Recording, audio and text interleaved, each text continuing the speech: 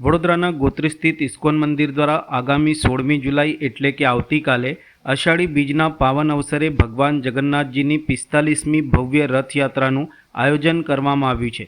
ભગવાન જગન્નાથ, બહેન સુભદ્રા અને ભાઈ બલરામ નગરચર્યાએ નીકળશે.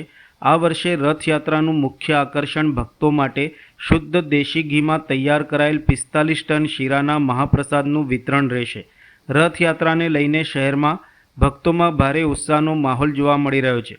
ગોત્રી સ્થિત ઇસ્કોન મંદિર દ્વારા છેલ્લા 45 વર્ષથી ભગવાન જગન્નાથજીની રથયાત્રાનું ભવ્ય આયોજન કરવામાં આવે છે.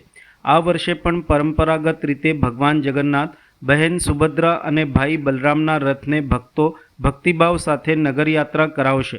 રથયાત્રામાં મોટી સંખ્યામાં હરિભક્તો જોડાય તે માટે મંદિર દ્વારા વિશેષ આયોજન કરવામાં આવ્યું છે. ભક્તોને મહાપ્રસાદ રૂપે શુદ્ધ દેશી ઘીમાં તૈયાર કરાયેલ અંદાજે 45,000 કિલો એટલે કે 45 ટન શીરાનું વિતરણ કરવામાં આવશે. દર વર્ષે હજારો શ્રદ્ધાળુઓ આ રથયાત્રામાં જોડાઈ ભગવાનના દર્શનનો લાભ લે છે. આ વર્ષે પણ ભક્તિમય વાતાવરણ વચ્ચે ભજન કીર્તન, જયઘોષ અને મહાપ્રસાદ સાથે સમગ્ર માર્ગ ઉપર ધાર્મિક ઉત્સવનો માહોલ સર્જાશે. શહેરના ભક્તોમાં રથયાત્રાને લઈને ભારે ઉત્સાહ અને આતુરતા જોવા મળી રહી છે.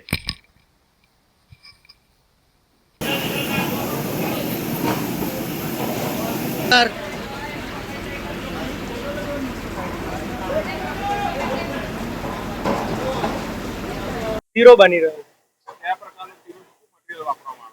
શીરો બનવા માટે એક તો ઘી લાગે અને ઘીને ગરમ થાય તો રવો લાગે અને રવાથી પાણી નાખે અને ડ્રાયફ્રૂટ નાખે બની જાય. ઘી ઘી વધારે રહે.